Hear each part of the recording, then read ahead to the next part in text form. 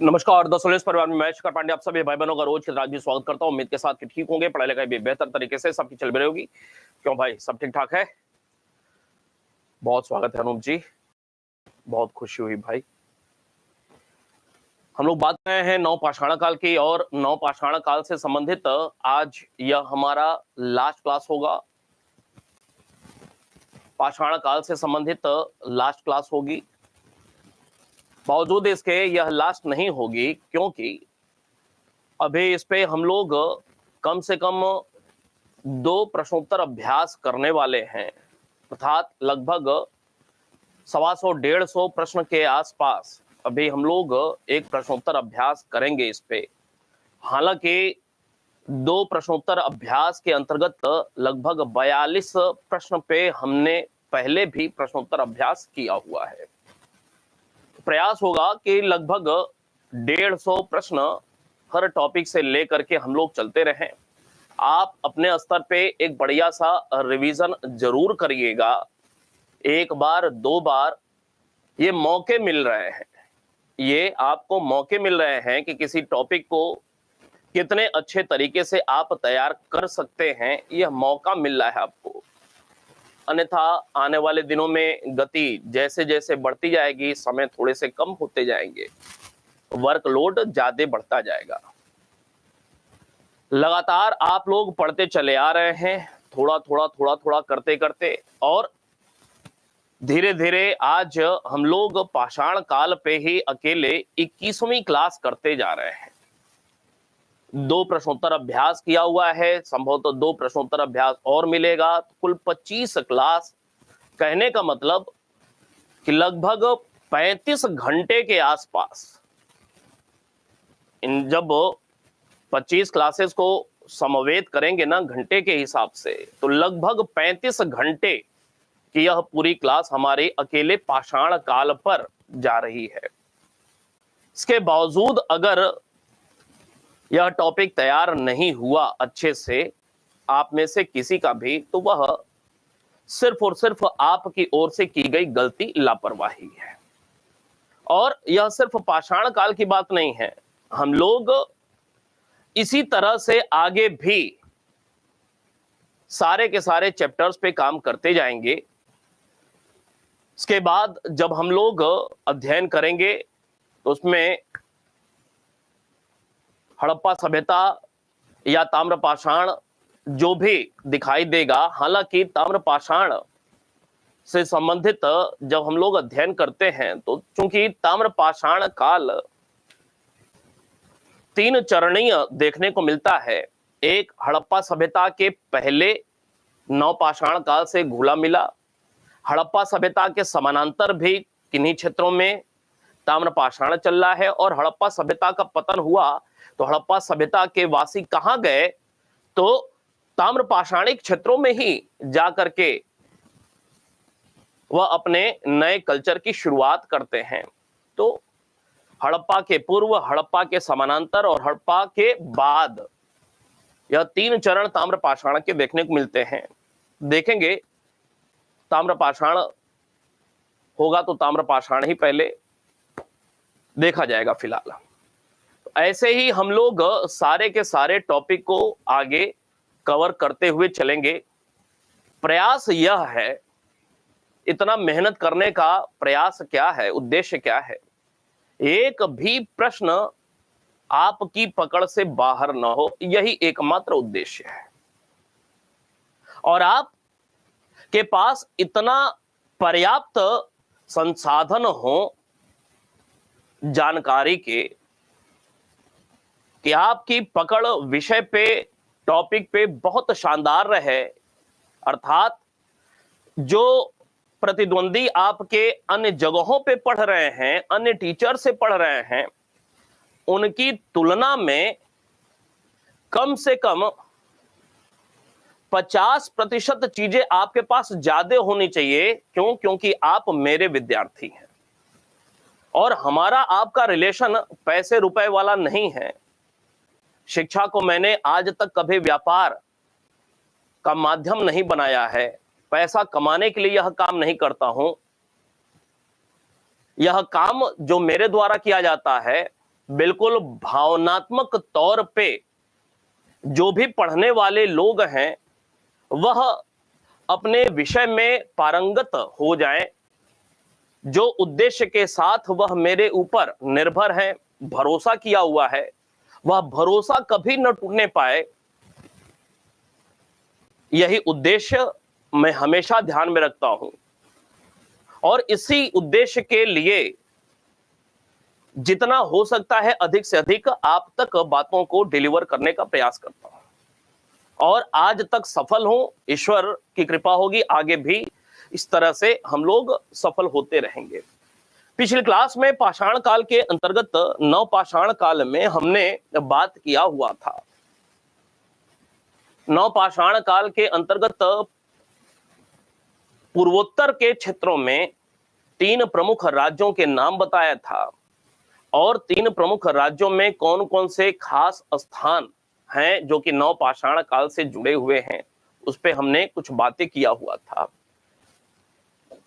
अब एक बार मुझे बता दें, क्या यहां तक सारी बातें दिमाग में स्पष्ट हैं अच्छे से?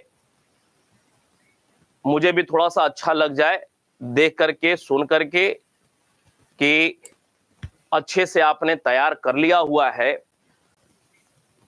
ताकि मैं जो आपके लिए मेहनत कर रहा हूं, मेहनत मैं बहुत ज्यादा करता हूं, आपको शायद अंदाजा न हो। कभी सोचिएगा कि आपके लिए मैं कितना मेहनत करता हूं। ये जो दिखाई देता है ना 1 सवा घंटे 1.5 घंटे क्लास, ये सिर्फ दिखने वाली चीज है, और पीछे इसके जो न दिखने वाली चीज है वह कितना ज्यादा है। कभी विचार करिएगा कैसे कैसे क्या क्या चीजें आपके लिए उपलब्ध होती हैं, तब आपको अंदाजा लगेगा। जब विचार करेंगे तभी पता चलेगा। फिलहाल हम लोग बात कर रहे हैं नवपाषाण के केंद्रों को लेकर के प्रसार क्षेत्र के अंतर्गत। तो पूर्वोत्तर हो गया, बिहार की बात करते हैं। कुछ बातें हम लोग, झारखंड में ऐसा कुछ नहीं है, कुछ बातें हम लोग करेंगे उड़ीसा को लेकर के, यहां से कुछ खास चीजें प्राप्त हो रही हैं। और इसके बाद हम लोग दक्षिण भारत पे चर्चा करेंगे, एक विशद चर्चा करेंगे, क्योंकि बहुत ज्यादा प्रश्न पूछा हुआ है दक्षिण भारत को लेकर के। जब हम लोग अध्ययन करते हैं बिहार के जो कुछ प्रमुख केंद्र हैं, तो बिहार के केंद्रों में पहली महत्वपूर्ण बात जो कि निश्चित रूप से आप सबको जानना चाहिए कि बिहार में जो नवपाषाणिक स्थल प्राप्त हुए हैं, वह नवपाषाणिक स्थल कौन कौन से हैं। तो प्रमुख रूप से, मुख्य रूप से कुल 5 स्थल देखने को मिलते हैं, 5 केंद्र देखने को मिलते हैं नवपाषाण काल से संबंधित, मुख्यतः 5। पांचों के नाम याद रखना है आपको। सबसे पहला जो नाम आता है वह नाम आता है चिराद का, और निश्चित रूप से आप सबको यह नाम याद होगा, चिराद। दूसरे नंबर पे नाम आता है सेनुआर का, सेनुआर। तीसरे नंबर पे जो नाम आता है मनेर का। चौथे नंबर पे नाम आता है ताराडीह का।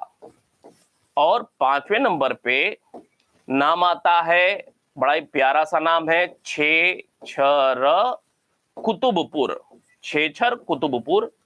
यह 5 नाम है जो कि आपको निश्चित रूप से याद रखना है, ठीक है। चिराद, सेनुआर, मनेर, तारादी, छेछर, कुतुबपुर, ये 5 नाम याद हो गया।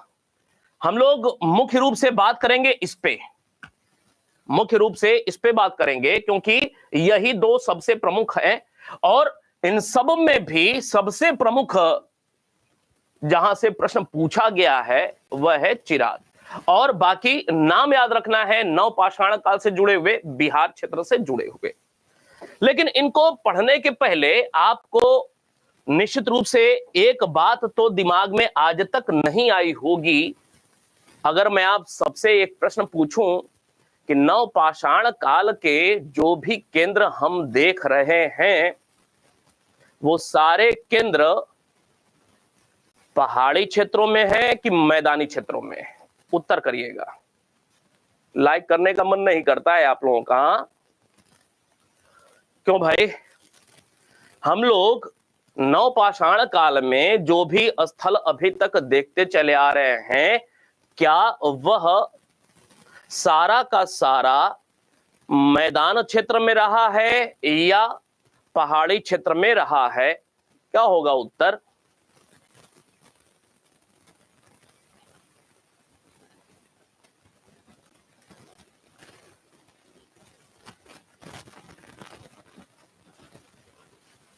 अधिकांश तौर पे अभी तक जितना भी हमने देखा, अधिकांशतः वह सब पहाड़ी क्षेत्रों में देखने को मिला था। ठीक है, चाहे पश्चिमोत्तर क्षेत्र की बात किया जाए, चाहे कश्मीर की बात किया जाए, पर्वतीय पहाड़ी क्षेत्र, चाहे हम लोगों ने बात किया उत्तर प्रदेश की, चाहे मध्य प्रदेश का, चाहे पूर्वोत्तर की, ये तमाम सारे पहाड़ी क्षेत्रों से ही जुड़े हुए स्थल हैं। लेकिन जब बिहार की हम लोग बात करते हैं, बड़ा ही महत्वपूर्ण मुद्दा, भाई मैदानी क्षेत्र कैसे हो सकता है? मैदानी क्षेत्र में पत्थर कहां से मिलेगा? जबकि पत्थर के उपकरण पाए जाएंगे घिसे हुए, चमक पैदा किए हुए, चमकदार, तभी तो कहा जाएगा कि यह नवपाषाण काल का स्थल है। जब घिसा हुआ, चमकदार, पॉलिश किया हुआ उपकरण नहीं मिलेगा तो हम कैसे कहेंगे कि यह नवपाषाण काल का उपकरण है? प्राथमिक शर्त तो यही है ना, चमक, घिस घिस करके चमक बनाना है। और पत्थर निश्चित रूप से पहाड़ी क्षेत्रों में ही मिलेगा। तो पूरा पाषाण काल पहाड़ी क्षेत्रों के इर्द गिर्द ही देखने को मिलता है। अपवाद स्वरूप ही कुछ क्षेत्र, अपवाद स्वरूप ही कुछ क्षेत्र थोड़ा सा इतर दूर पहाड़ी क्षेत्रों से देखने को मिलता है। लेकिन बिहार की जब हम लोग बात करते हैं तो अभी तक जो भी केंद्र प्राप्त हुए हैं, महत्वपूर्ण बात यह है कि सारे के सारे मैदानी क्षेत्र में प्राप्त हुए हैं, मैदानी क्षेत्र में प्राप्त है। अब याद रहेगा, बड़ा ही महत्वपूर्ण मुद्दा है, सारी किताबों में लिखा हुआ है लेकिन लोगों ने कभी इस पर ध्यान दिया ही नहीं। मैदानी क्षेत्रों बिहार के, उत्तरी बिहार के, वह भी कहां पे? उत्तरी बिहार का यह क्षेत्र है, सब उत्तरी बिहार के मैदानी क्षेत्रों में यह नवपाषाण केंद्र प्राप्त हो रहे हैं। और यह जो बिहार के ये सारे क्षेत्र प्राप्त हो रहे हैं, एक बात और कि इन क्षेत्रों में एक जो खास बात देखने को मिलती है, इन स्थानों में नवपाषाण कालीन साक्ष्य तो प्राप्त हो ही रहा है, नवपाषाण काल के साक्ष्य तो प्राप्त हो ही रहे हैं। इसके साथ साथ एक और महत्वपूर्ण बात, इन सारे स्थलों की बात हो रही है एंड नवपाषाण के साथ साथ इन सारे स्थलों से ताम्रपाषाण काल के भी साक्ष्य प्राप्त हो रहे हैं। बात समझ में आ रही है? मतलब यह जो 5 नाम बताया बिहार के नवपाषाणिक केंद्र जो कि अभी तक प्रकाश में आए हैं, इन सारे स्थलों से सिर्फ नवपाषाण काल का नहीं बल्कि ताम्रपाषाण काल का भी साक्ष्य प्राप्त हो रहा है। बात स्पष्ट है? और इन स्थलों से यह पता चलता है कि बिहार में लगभग 3000 ईसा पूर्व के आसपास, लगभग 3000 ईसा पूर्व के आसपास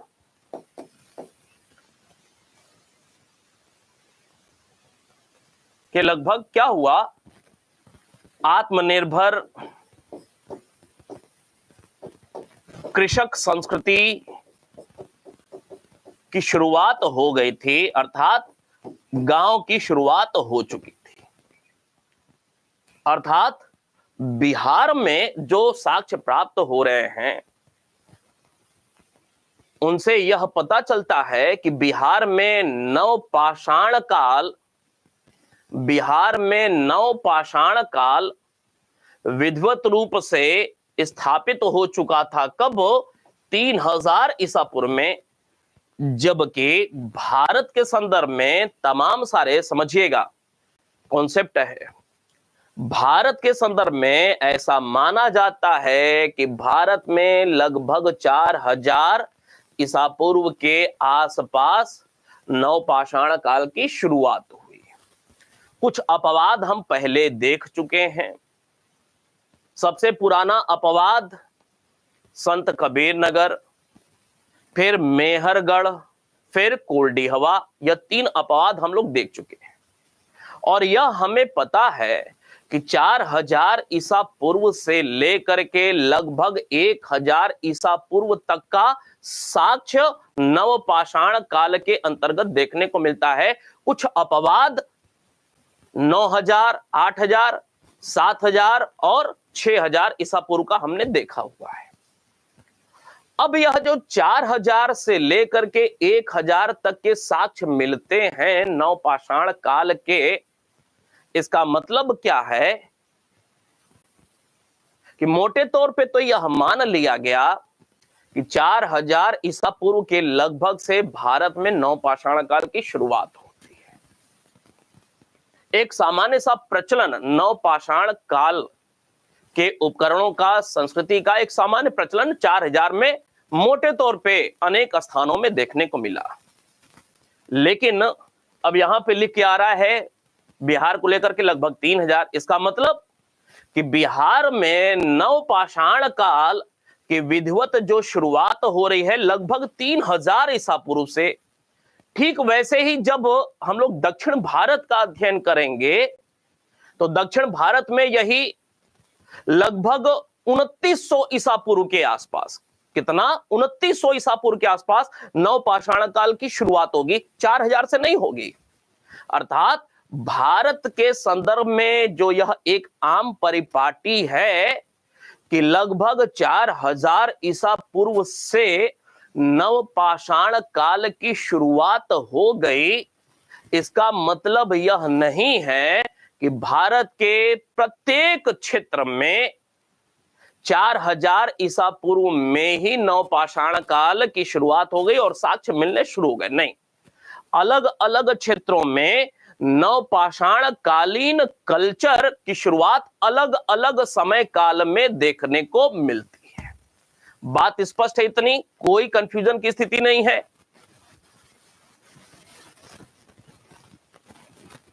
यहां तक तो कोई दिक्कत नहीं है।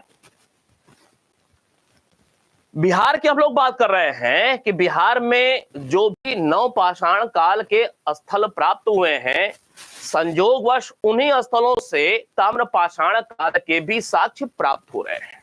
एक बात। दूसरी बात कि बिहार में जो यह नवपाषाण काल के स्थल प्राप्त हुए हैं, संयोगवश वह पहाड़ी क्षेत्रों में नहीं, मैदानी क्षेत्रों में प्राप्त हो रहे हैं। तीसरी महत्वपूर्ण बात, बिहार में नवपाषाण काल की जो शुरुआत हो रही है, उत्खनन से और रिसर्च के बाद यह स्पष्ट होता है कि यह लगभग 3000 ईसा पूर्व के आसपास बिहार में नवपाषाण कालिक साक्ष्य देखने को मिल रहे हैं। अब चौथी महत्वपूर्ण बात कि बिहार के मुख्य रूप से नवपाषाण काल के कुल 5 केंद्र देखने को मिलते हैं और वह 5 केंद्र हैं चिराद, सेनुआर, मनेर, ताराडीह, छेछर, कुतुबपुर। और इन 5 में भी यह 2 सबसे महत्व के हैं और शेष 3 का नाम याद रखना है। नवपाषाण काल, ताम्रपाषाण काल से जुड़े हुए स्थल है बिहार के, नाम बस याद रखना है। और इन दोनों में भी सबसे महत्व का जो है वह चिराद है। बात स्पष्ट हो गई होगी। अब चिराद से क्या क्या साक्ष्य मिल रहा है, यह अपने आप में महत्वपूर्ण हो जाता है। क्यों भाई?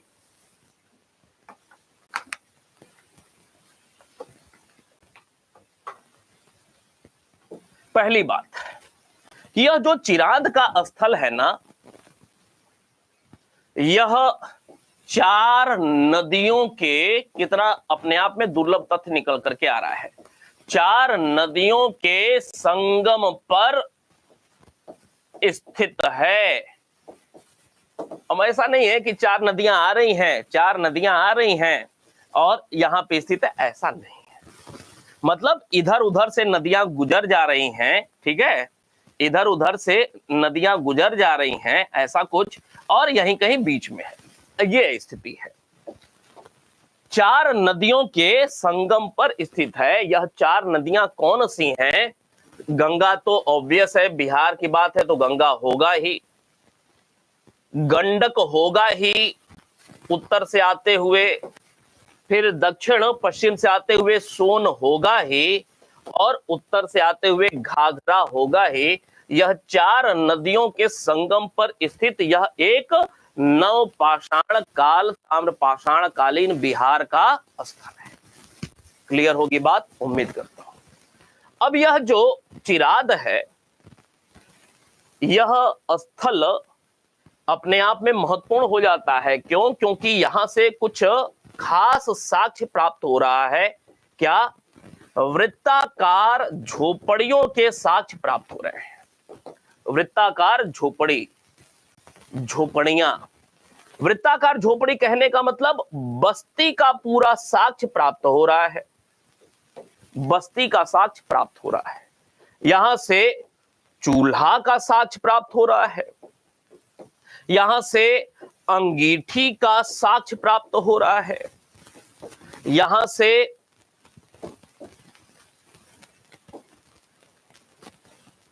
धूसर, लाल, काला मृद भांड प्राप्त हो रहा है, मृद भांड प्राप्त हो रहा है।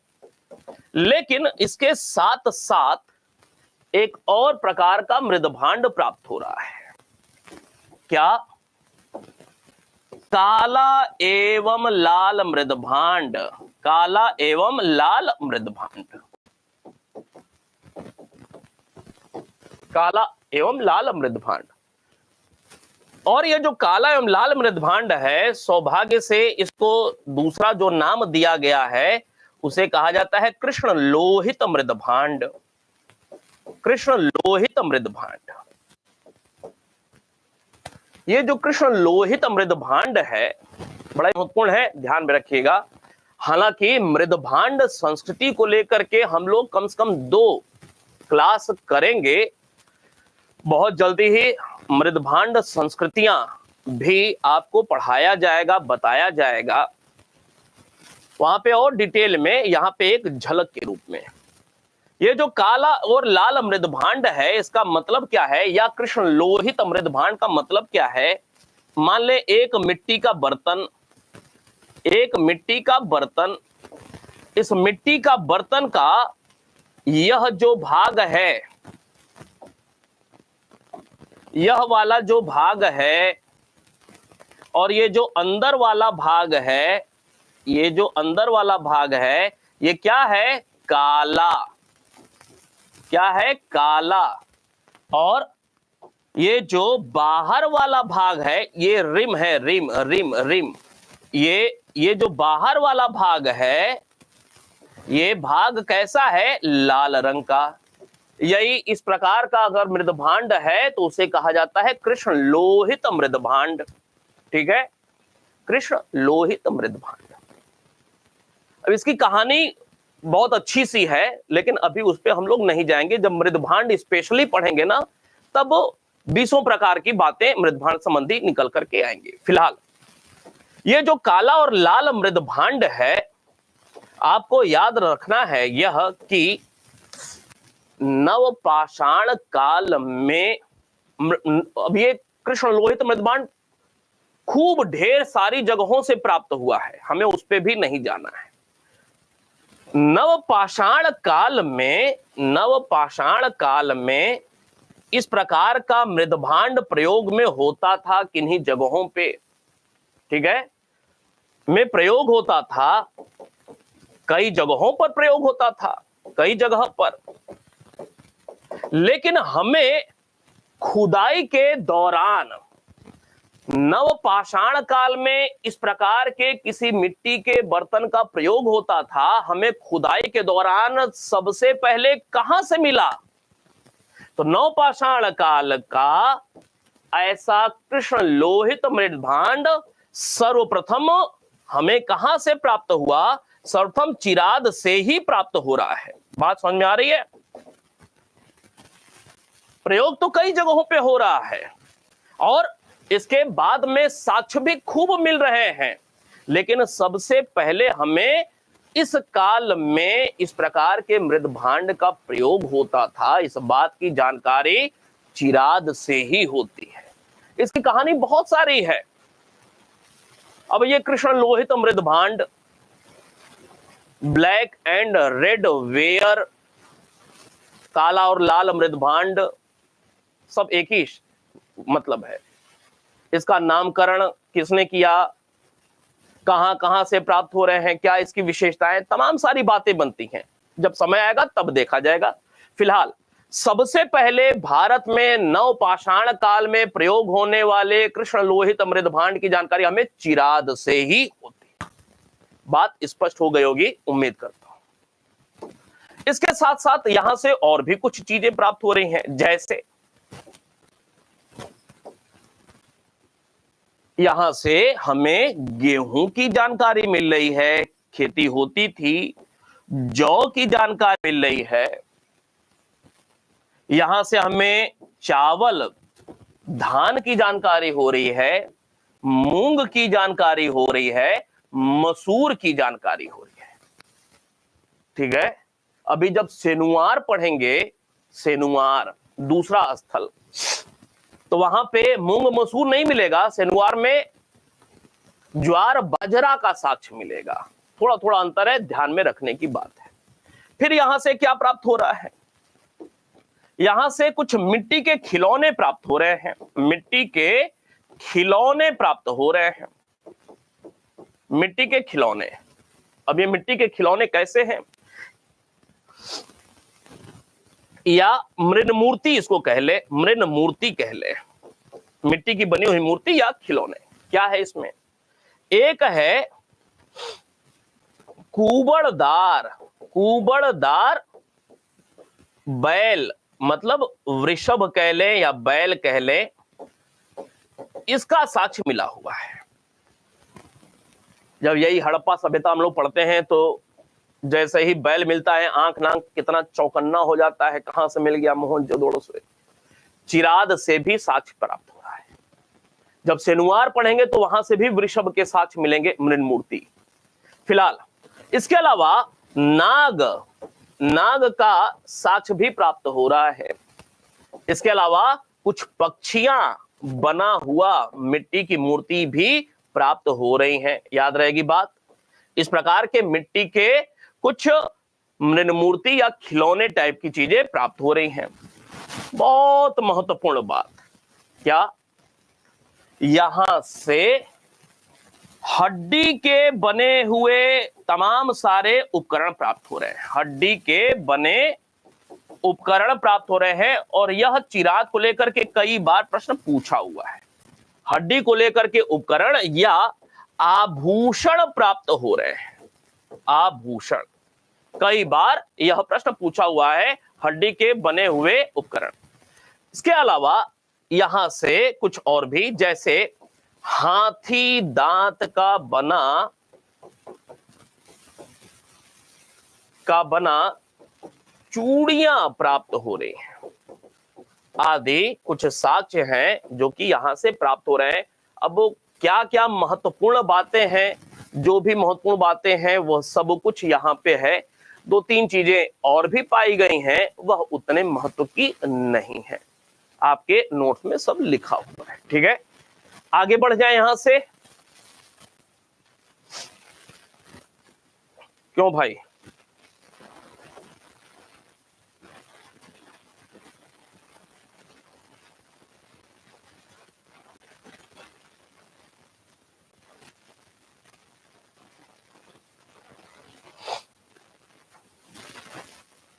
चले, तो ये बात हो गई। अब बात ले चलेंगे सेनुआ। अच्छा एक बात और, ये कौन सा जिला था?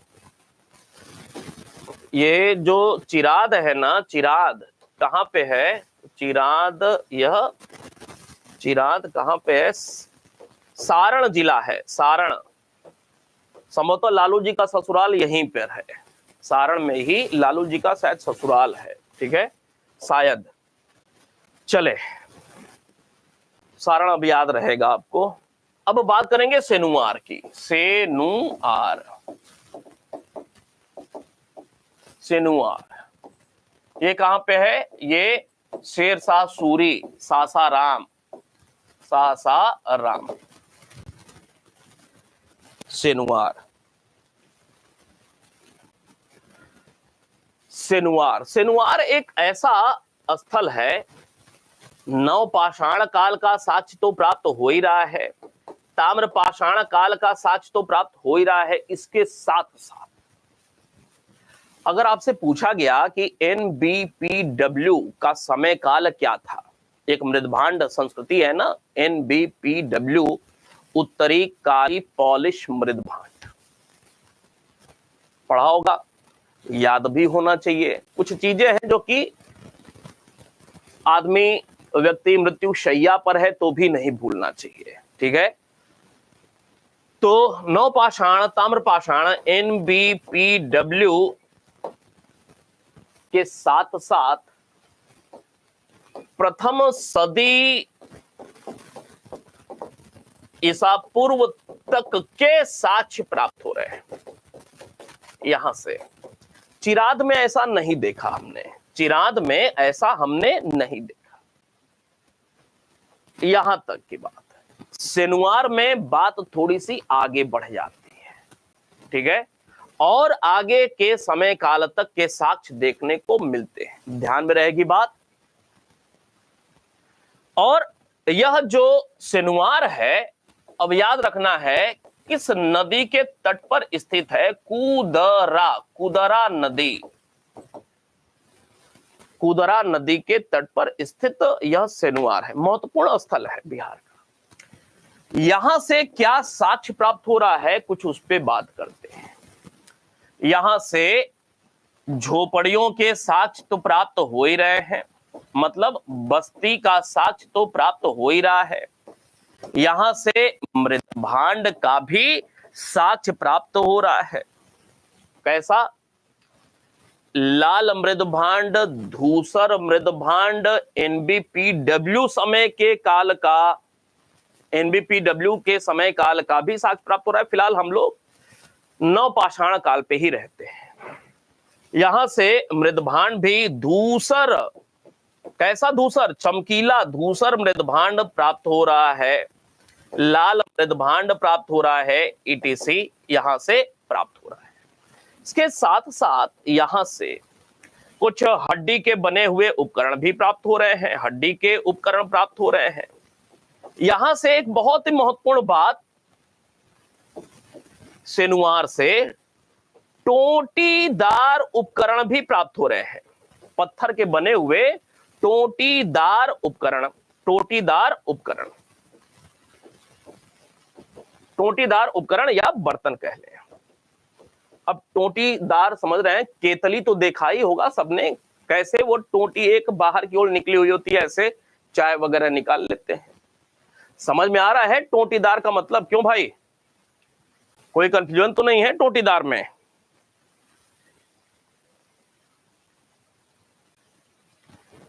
ठीक है, ये मिल गया। इसके अलावा यहां से एक महत्वपूर्ण वृषभ की मृण मूर्ति प्राप्त हो रही है। पाषाण उपकरण, सेल्ट आदि वहां से भी प्राप्त हो रहे हैं, हर जगह से ही प्राप्त हो रहे हैं, इसमें कोई जानने सुनने वाली बात नहीं है।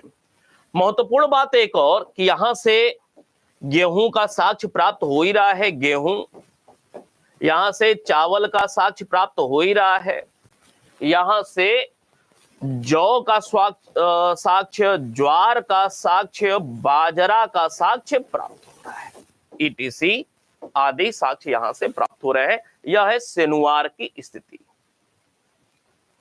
ठीक है। अब बात आगे ले चलेंगे और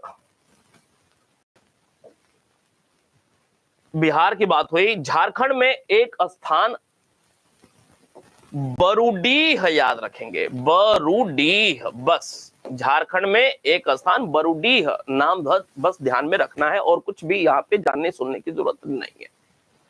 उड़ीसा महत्वपूर्ण हो जाता है अगेन। उड़ीसा, उड़ीसा में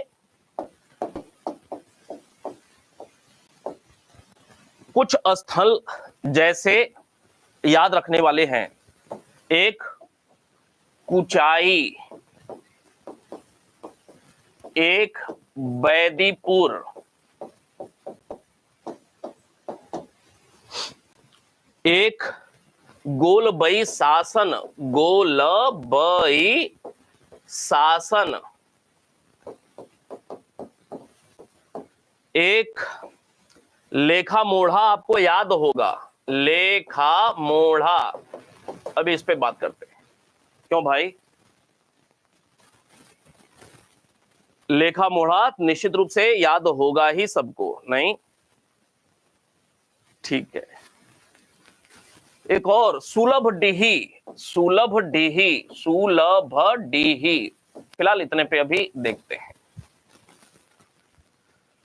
ये जो लेखा मोड़ा है, जब हम लोग मध्य पाषाण काल पढ़ रहे थे तो मध्य पाषाण काल के अंतर्गत आपको बताया था यहां से शैल चित्रकारी के साक्ष्य प्राप्त हो रहे हैं, नहीं?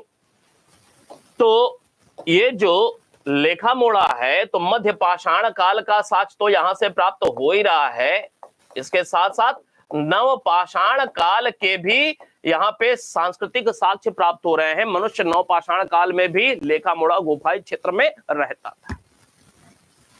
ये जो सुलभ डीही है, मयूरभंज जिला स्थित सुलभ डीही, यहां से सिल्ट मतलब पॉलिशदार कुल्हाड़ी, पॉलिशदार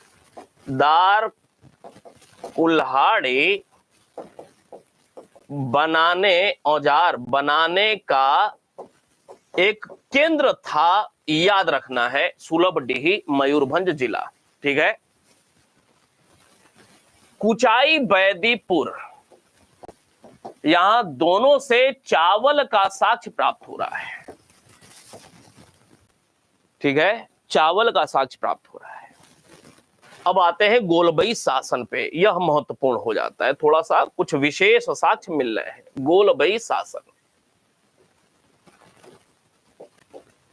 गोलबई शासन स्थल से क्या क्या साक्ष्य प्राप्त हो रहा है? इसमें स्तंभगर्त प्राप्त हो रहा है। कितना महत्वपूर्ण हो गया? स्तंभगर्त का साक्ष्य उड़ीसा में कहां से प्राप्त हो रहा है? स्तंभगर्त का साक्ष्य गोलबई शासन से प्राप्त हो रहा है। ठीक है, ठीक है।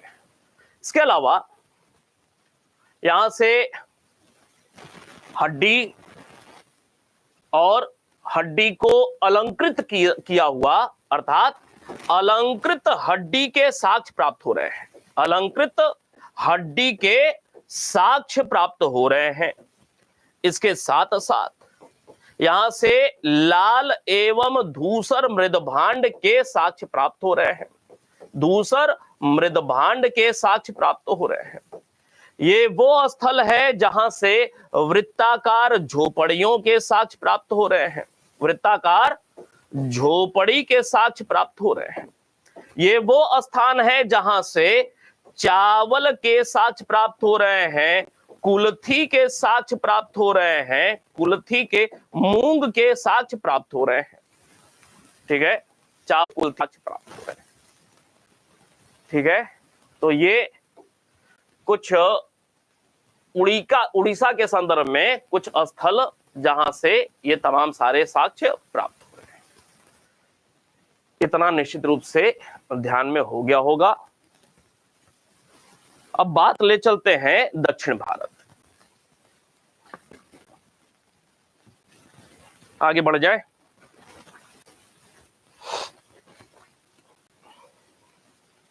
क्यों भाई?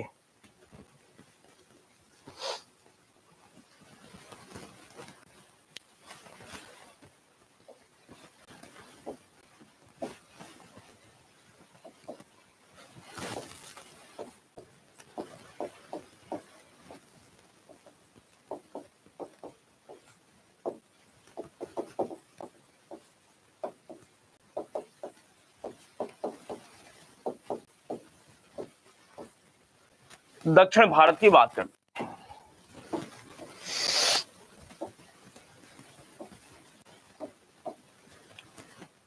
तमिलनाडु की बात किया जाए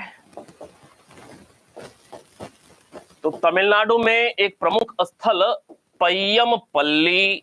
अब ये सब याद रखना पड़ेगा, जैसे मैं याद करके आ रहा हूं, क्लास पढ़ा रहा हूं, कहां से क्या चीज मिला मैं भूल जाऊंगा तो मुझे माफी है, आप भूल जाएंगे तो आपके लिए सजा हो जाएगी, ठीक है। आपको याद रखना पड़ेगा। तमिलनाडु में एक मुख्य केंद्र पय्यमपल्ली। आंध्र प्रदेश की बात किया जाए, आंध्र प्रदेश में उतनूर, उतनूर, पलवाय, नागार्जुन कोंडा, नागार्जुन या नागार्जुनी कोंडा, कोंडा एवं करेंगे एंड संगनपल्ली, संगनपल्ली याद रहेगा। 4 नाम बताया। फिर कर्नाटक की बात किया जाए, सर्वाधिक स्थल कर्नाटक से ही प्राप्त हो रहे हैं।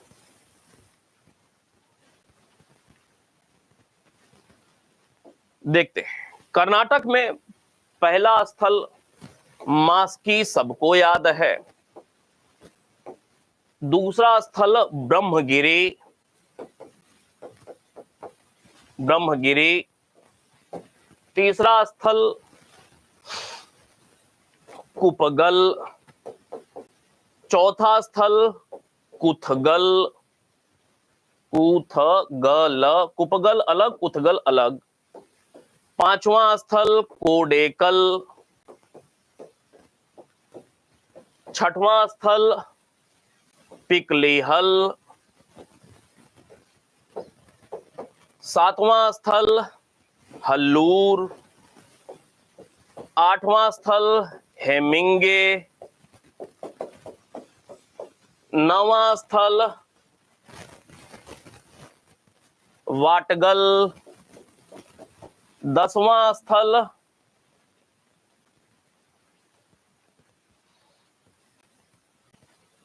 संगनकल्लू। 11वां स्थल टी नरसीपुर आदि कर लेते हैं। क्यों भाई?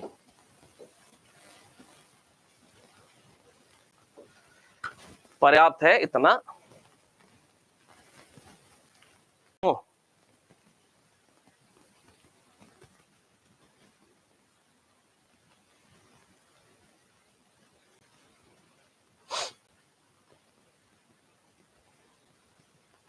आगे बढ़े, हो गया।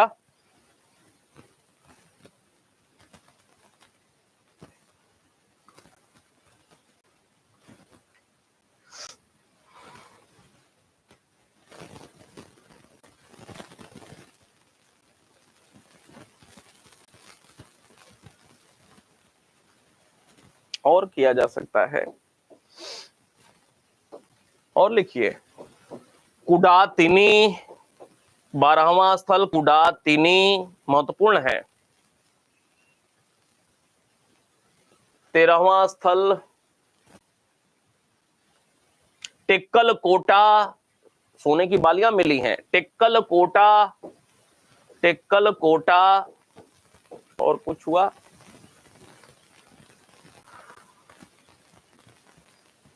सार्वजनिक भोज अर्थात बुदिहल, बुदिहल, बुदिहल। 14-15 स्थल हो गया भाई, ठीक है। चले अब इसी पे हम लोग चर्चा करते हैं। हो गया, नोट कर लिया, आगे बढ़े।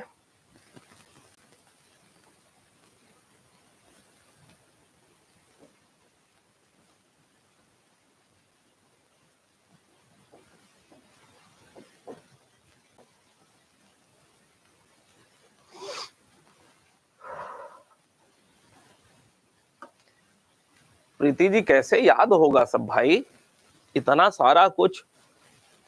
क्यों? क्यों आकांक्षा जी, अनूप जी, शशिकला जी, कैसे याद होगा सब भाई?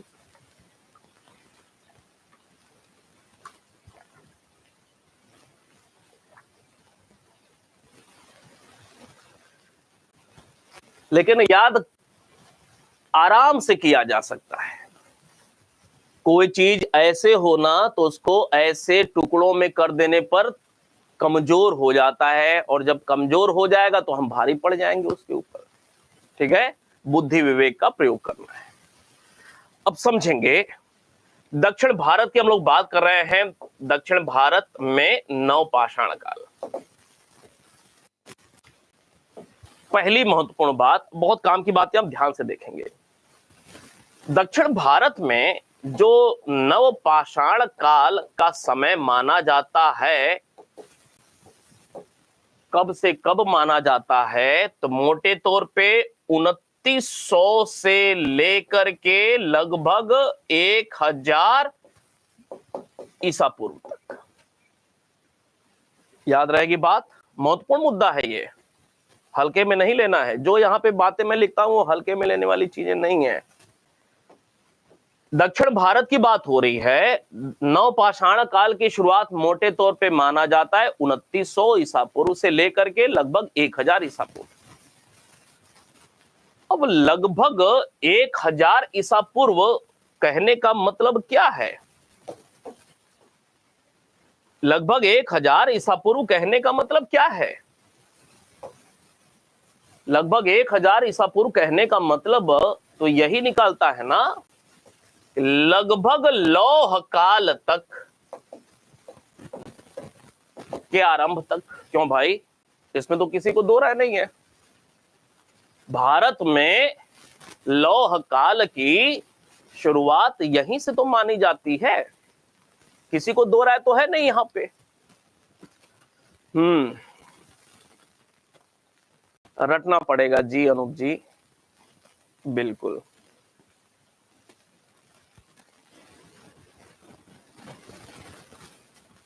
अर्थात ये जो दक्षिण भारत में नवपाषाण काल है या नवपाषाण काल, पेपर में प्रश्न पूछा हुआ है पहले दक्षिण भारत को लेकर के, लेकिन दक्षिण भारत हटा दें, पूरा नवपाषाण काल देखें हम लोग।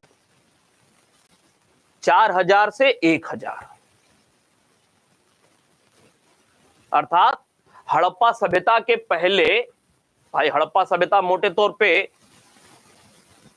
पूर्व हड़प्पा, विकसित हड़प्पा, पतन का काल, ये 3 चरण है। और विकसित हड़प्पा का मतलब 2500 से 1900, 2500 से 1900 ईसा पूर्व विकसित हड़प्पा, लगभग 600 वर्ष।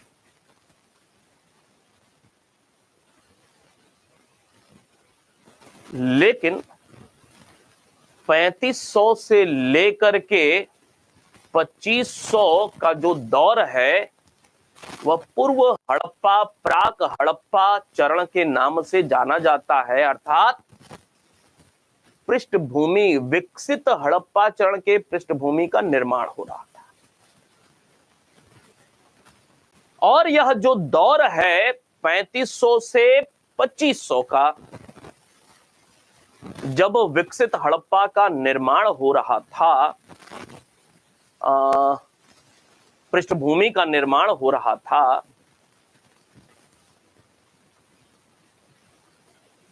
तो तमाम सारे क्षेत्रों में भारत के नवपाषाणिक संस्कृतियों का अस्तित्व रहा।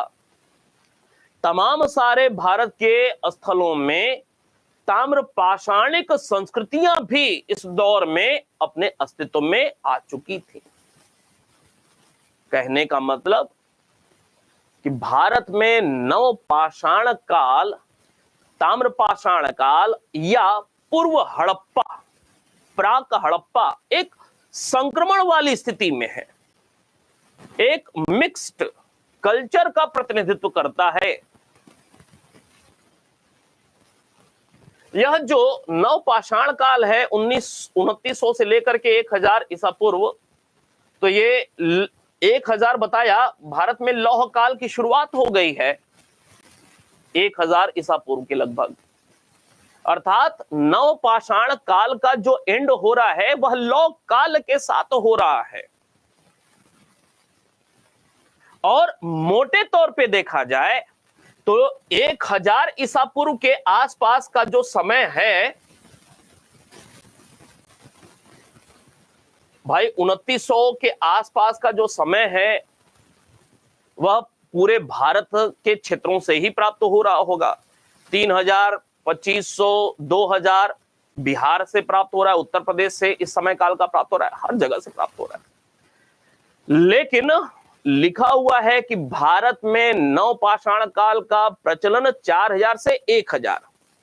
अब 1000 का जो समय है वह जरूरी थोड़ी है कि 1000 के आसपास का उत्तर भारत से, उत्तर प्रदेश से भी नवपाषाण काल का साक्ष्य मिला है। बात समझिएगा, 4000 से शुरू होकर के 1000, अब जो अपवाद थे उनको भूल जाइए, 4000 से लेकर के 1000 ईसा पूर्व तक का जो समय काल है भारत में नवपाषाण काल। अब जरूरी थोड़ी है कि 1000 ईसा पूर्व के लगभग का साक्ष्य उत्तर प्रदेश से मिल रहा हो सकता है कि उत्तर प्रदेश से नवपाषाण काल के जो स्थल प्राप्त हुए हैं, जो साक्ष्य मिल रहे हैं, वह 3000 ईसा पूर्व के हों, वह 4000 ईसा पूर्व के हों, वह अपवाद स्वरूप कोल्डिहवा 6000, 8000। लेकिन कोई गारंटी नहीं है कि 2000 या 1500 ईसा पूर्व या 1000 ईसा पूर्व का भी साक्ष्य उत्तर प्रदेश से मिल रहा हो। बात समझ में आ रही है? लेकिन दक्षिण भारत में अनिवार्य रूप से नवपाषाण काल थोड़ा सा लेट चल रहा है। नवपाषाण काल थोड़ा सा लेट चल रहा है।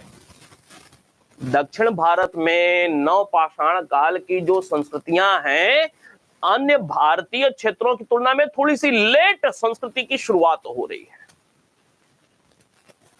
अन्य जगहों पे 4000, 3000 के लगभग शुरुआत हो गई। यहां पे शुरुआत कब हो रही है नवपाषाण काल की? 2900। लेट शुरू हो रही है तो लेट में खत्म भी होगा। समझ में आ रही बात? यही कारण है कि जब प्रश्न पूछा गया पेपर में तो लौह काल को जोड़ करके जो नवपाषाण काल की बात पूछा गया वह दक्षिण भारत को लेकर के पूछा गया। बात समझ में आ रही होगी। दूसरी महत्वपूर्ण बात कि 2900 से लेकर के 1000 ईसा पूर्व तक लौह काल, और ये जो दौर है, मान लें 2900 से लेकर के यह जो 1000 ईसा पूर्व के आसपास का जो दौर है, यहाँ पे 1100 भी हो सकता है, यहाँ पे 1200 होगा, यहाँ पे 1500 होगा, यहाँ पे 2000 होगा, नहीं, फिर 2500 और 1900, 2900 से लेकर के 1000 के बीच में ये सब समय काल आएगा। और इसी के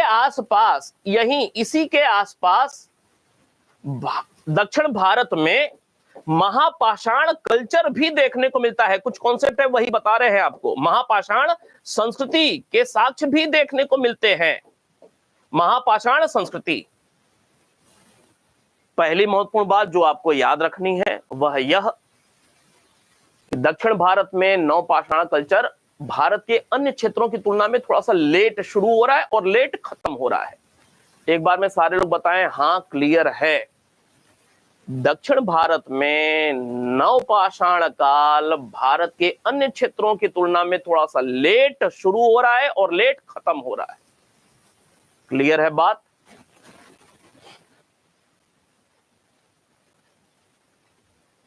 दूसरी महत्वपूर्ण बात कि दक्षिण भारत में जब नवपाषाण काल का अंत हो रहा है तब तक महापाषाण कल्चर की शुरुआत भी हो रही है। अब क्या है, अभी उस पर नहीं जाते हैं। 1100, 1000 ईसा पूर्व के लगभग का, और यह जो दौर है वह लौह काल का दौर है। अर्थात दक्षिण भारत में महापाषाण संस्कृति का संबंध किससे है? लौह काल से जुड़ा हुआ है। बात समझिएगा, सब कॉन्सेप्ट छुपा हुआ है। जब प्रश्न सॉल्व करेंगे ना तो फटाफट दिमाग एकदम आंखें खुल जाएंगी, बढ़िया से मजा आ जाएगा जैसे पेपर सॉल्व करने में। ठीक है, पहली बात बताया कि लेट शुरू हो रहा है अन्य क्षेत्रों की तुलना में और लेट तक जा रहा है। जब अंत हो रहा है तब तक महापाषाण कल्चर भी देखने को मिल रहा है दक्षिण भारत में, और जो ये दौर है वह लौह काल का दौर है पूरे भारत में। तो महापाषाण कल्चर नवपाषाण काल से जुड़ा हुआ और महापाषाण कल्चर लौह काल से जुड़ा हुआ।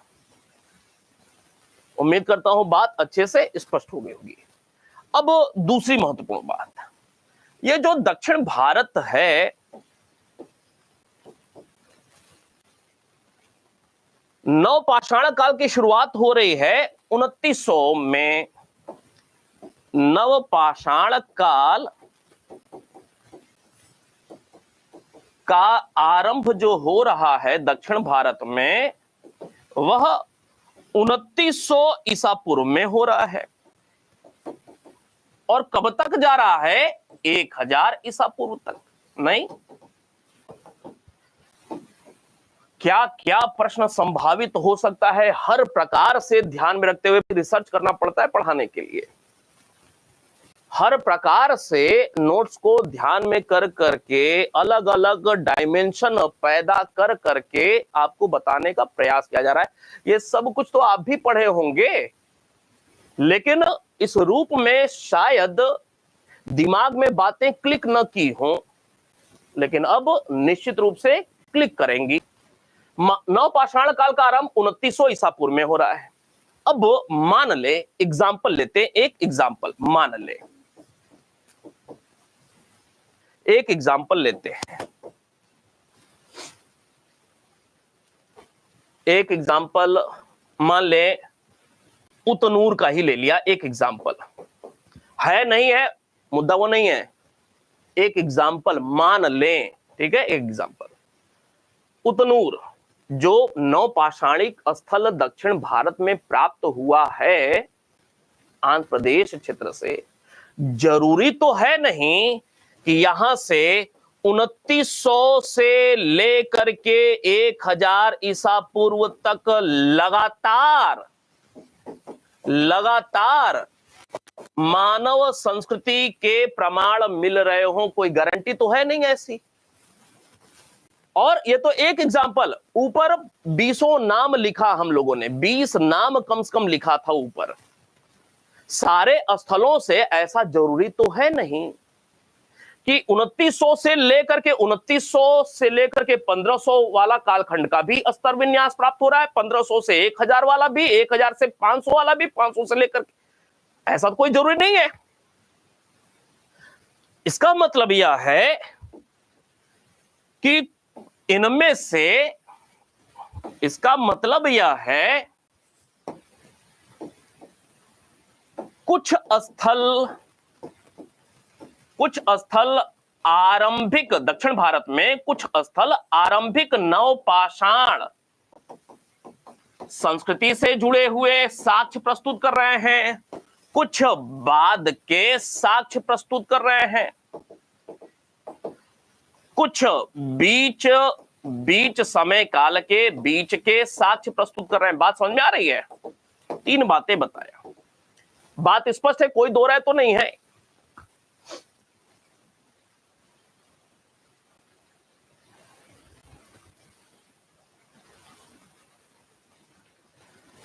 अब जैसे राख का टीला मिल रहा है तमाम सारे क्षेत्रों से, और जब राख के टीलों की जांच पड़ताल की गई तो पता चला कि राख के टीले मोटे तौर पे 1500 ईसा पूर्व से अस्तित्व में आए होंगे, उसके पहले नहीं रहे होंगे। संभव है ऐसा? का मतलब कि कुछ स्थल आरंभिक नवपाषाण संस्कृति के कुछ बीच के साक्ष्य प्रस्तुत करें, कुछ बाद के साक्ष्य। इसका मतलब क्या है?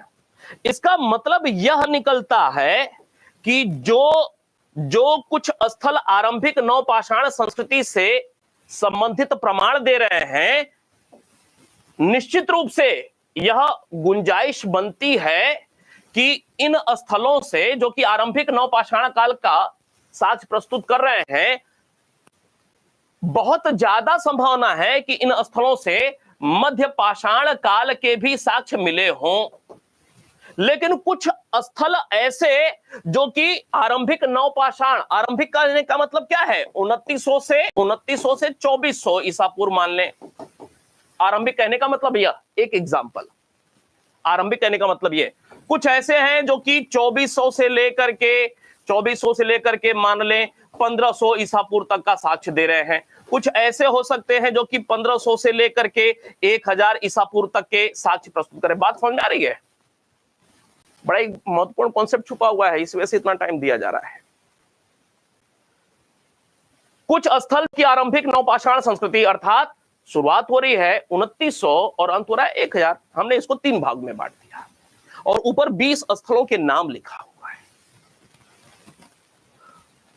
ये जो 2900 से 2400 अर्थात शुरुआती नवपाषाण कालीन संस्कृति के साक्ष्य प्रस्तुत करने वाले स्थल हैं, बहुत ज्यादा संभावना है कि इन वाले स्थलों से मध्य पाषाण काल के साक्ष्य मिले होंगे और मध्य पाषाण काल के ठीक ऊपर, मध्य पाषाण काल का जो लेयर मिला, स्तर मिला, उसके ठीक ऊपर नवपाषाण काल का लेयर मिल रहा है। मतलब यह कि दक्षिण भारत में आरंभिक नवपाषाणिक जो स्थल हैं या जिन स्थलों से साक्ष्य मिल रहे हैं, बहुत गुंजाइश है कि उन स्थानों से मध्य पाषाण काल के भी साक्ष्य मिले हों।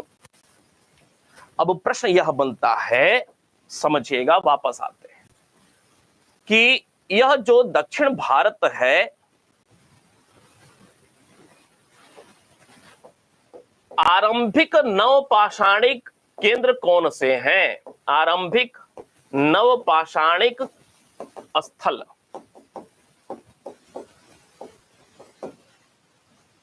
जितना ये 20 नाम बताया, ये 20 के 20 इन पूरे समय काल का प्रतिनिधित्व नहीं करते हैं।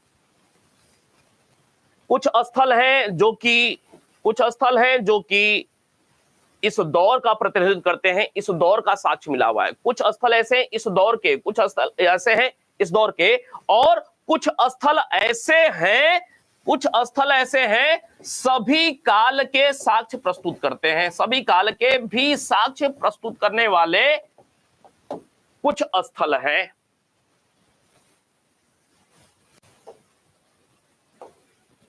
प्रश्न यह बनता है, महत्वपूर्ण है मुद्दा, आरंभिक नवपाषाणिक स्थल कौन से हैं? अर्थात ऐसे जो कि 2900 से लेकर के 2400 ईसा पूर्व का प्रतिनिधित्व करते हैं और इसी क्रम में यहां से मध्य पाषाण काल के साक्ष्य भी प्राप्त हुए हैं। मध्य पाषाण काल के भी साक्ष्य प्राप्त हुए हैं, मतलब मध्य पाषाण काल के भी साक्ष्य प्राप्त हो रहे हैं और आरंभिक नवपाषाण काल के भी या नवपाषाण काल के भी साक्ष्य प्राप्त हो रहे हैं।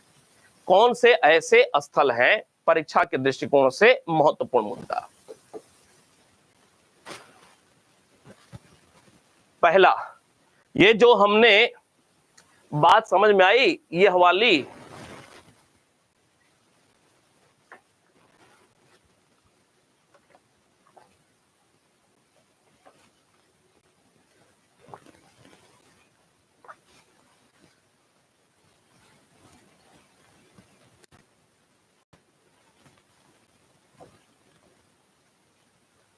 दक्षिण भारत में कुछ ऐसे स्थल जो कि नवपाषाण काल का भी साक्ष्य प्रस्तुत कर रहे हैं और मध्य पाषाण काल के भी साक्ष्य वहां से प्राप्त हुए हैं।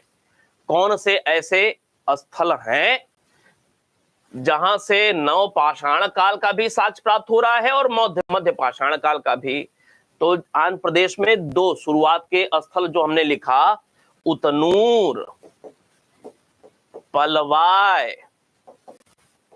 कर्नाटक में दो स्थल, जैसे हमने कोडेकल लिखा था, जैसे हमने वाटगल लिखा था, ये कुछ ऐसे स्थल भी हैं, ये कुछ ऐसे स्थल हैं जहां से मध्य पाषाण काल के भी साक्ष्य प्राप्त हो रहे हैं और नव पाषाण काल के भी साक्ष्य प्राप्त हो रहे हैं। ठीक है, आगे बात को ले चलते हैं। अब जब दक्षिण भारत के नव पाषाण काल की हम लोग बात करते हैं तो बड़ा ही महत्वपूर्ण एक कॉन्सेप्ट निकल करके आता है, समझिएगा। ये जो एरिया है इसको क्या कहा जाता है? ये तटीय क्षेत्र है ना भाई, तटीय क्षेत्र, तटीय क्षेत्र। और नदियां नदियां नदियां इधर आ रही हैं, इधर आ रही हैं, इधर आ रही हैं, इधर आ रही हैं। अर्थात ये जो प्रायद्वीपीय क्षेत्र है ना, ये पूरा का पूरा प्रायद्वीपीय क्षेत्र जो है, अर्थात प्रायद्वीपीय नदियां जो हैं, ये पूरा का पूरा क्षेत्र क्या कहलाता है? ये पूरा का पूरा क्षेत्र, ये पूरा का पूरा क्षेत्र क्या कहलाता है? प्रायद्वीप कहलाता है। तीन ओर से सागर से घिरा हुआ क्षेत्र प्रायद्वीप कहलाता है। प्रायद्वीपीय क्षेत्र, प्रायद्वीपीय जो नदियां हैं, प्रायद्वीपीय नदियां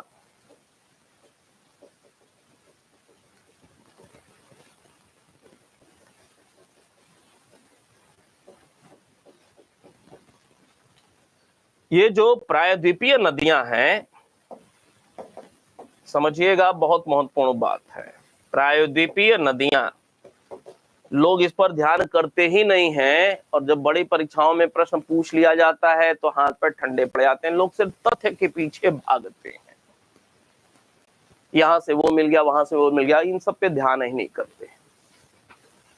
अब ये जो नदियां हैं, ये पश्चिमी घाट का क्षेत्र है। ये क्या है? ये पश्चिमी घाट का क्षेत्र है। ये पश्चिमी घाट का क्षेत्र है, पश्चिमी घाट। और ये पूर्वी घाट का है, इधर क्षेत्र पूर्वी घाट। और इसकी ऊंचाई जो है ये कम है, ऊंचाई कम है, ऊंचाई काफी कम है, ऊंचाई कम, इसकी ऊंचाई ज्यादा है, ऊंचाई ज्यादा है। और अधिकांश नदियां प्रायद्वीपीय की इधर से इधर की ओर बहती हैं। अर्थात नदियां कैसी हैं? पूर्ववर्ती का प्रवाह है, पूर्ववर्ती प्रवाह है, पूर्ववर्ती प्रवाह है। और ये जो पूर्ववर्ती प्रवाह है प्रायद्वीपीय की नदियों का, ये किनारा हो गया, ये वाला एरिया क्या है? ये सब क्या है? ये तटीय क्षेत्र है ना, तटीय क्षेत्र है। नदियां अब सागर में मिलने जा रही हैं। ये वाला एरिया क्या है? यह वाला मध्य भाग है। और ये वाला एरिया क्या है? ये आरंभिक है, जहां से नदी निकल रही है। आरंभिक, मध्य और, मान ले ये नदी है तो इसको हमने तीन भाग में बांट दिया, आरंभिक, मध्य और तटीय क्षेत्र, ये तीन भाग में बांट दिया। यही बात किया है।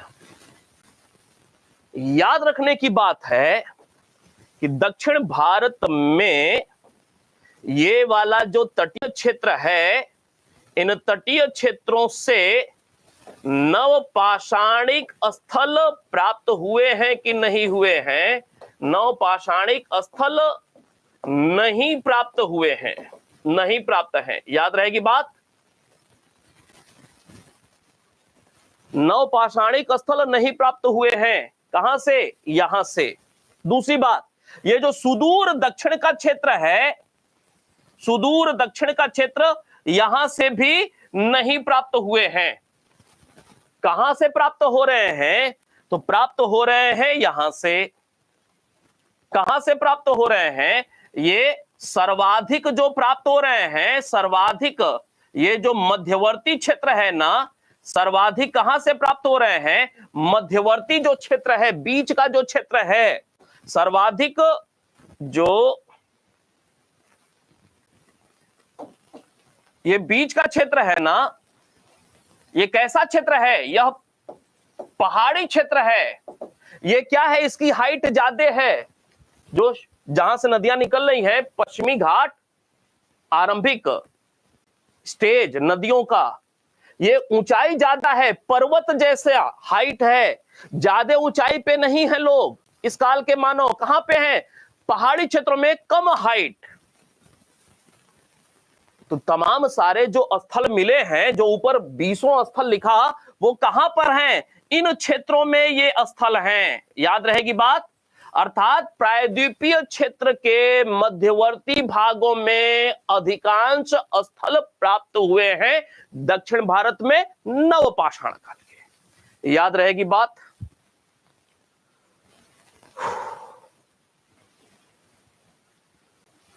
ये क्यों यहां पे नहीं प्राप्त हो रहा है? तटीय क्षेत्र में नहीं प्राप्त हो रहा है, क्यों? यहां पे पत्थर उत्थर नहीं है, एक बात। यहां पे पूरा फ्लैट मैदान है, पूरा फ्लैट मैदान है।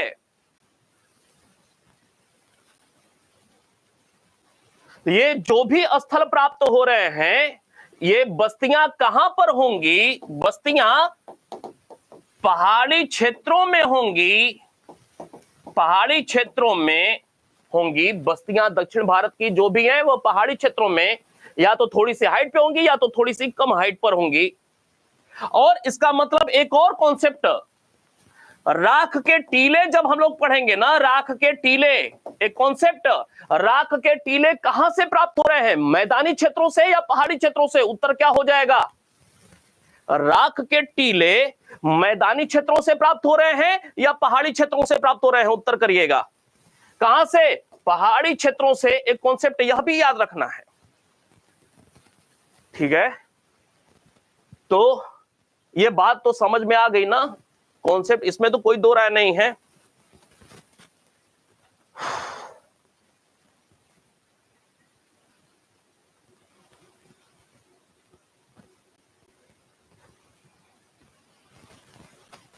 ठीक है, बात समझ में आ गई होगी। बड़ा मेहनत करवाया आप लोगों ने समझने में भाई। इन क्षेत्रों से नहीं प्राप्त हो रहा है, इन क्षेत्रों से नहीं प्राप्त हो रहा है, तटीय क्षेत्र से नहीं प्राप्त हो रहा है। लेकिन एक अपवाद, एक अपवाद, अपवाद क्या? पौंडीचेरी, अपवाद पौंडीचेरी, वहां से प्राप्त हो रहा है, वहां से प्राप्त हो रहा है। अपवाद में एक पौंडीचेरी का क्षेत्र। ठीक है, आज की क्लास अब रोक लेते हैं। अभी 1 घंटे और लगेगा कम से कम। जो सारी चीजें अभी शेष है ना, कम से कम 1 घंटा और लगेगा। ठीक है, तो कल लास्ट क्लास करते हैं इस पे।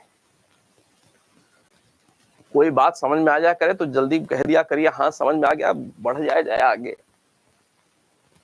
बहुत महत्वपूर्ण ये सारी बातें थी। ठीक है, ये वाली बातें, ये जो बताया राख के टीले, अब ये कभी भूलेगा नहीं आपको।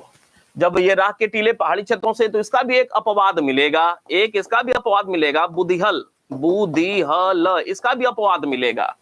बुधिहल में क्या है कि जो आवासीय क्षेत्र है ना, लोग जहां पे रहते थे ना, उस बीच में ही ऐश माउंट, राख के टीले बीच में ही पाए गए हैं। नहीं तो अन्य, इस अपवाद को छोड़ करके अन्य थोड़ी सी दूरी पर, ऊंचाई पर, पहाड़ी पर ये पशुओं के बाड़ा होते थे जहां राख के टीले प्राप्त हुए। ठीक है, चले, कोई बात होगी कमेंट सेक्शन में लिखा। मिलते हैं फिर, धन्यवाद।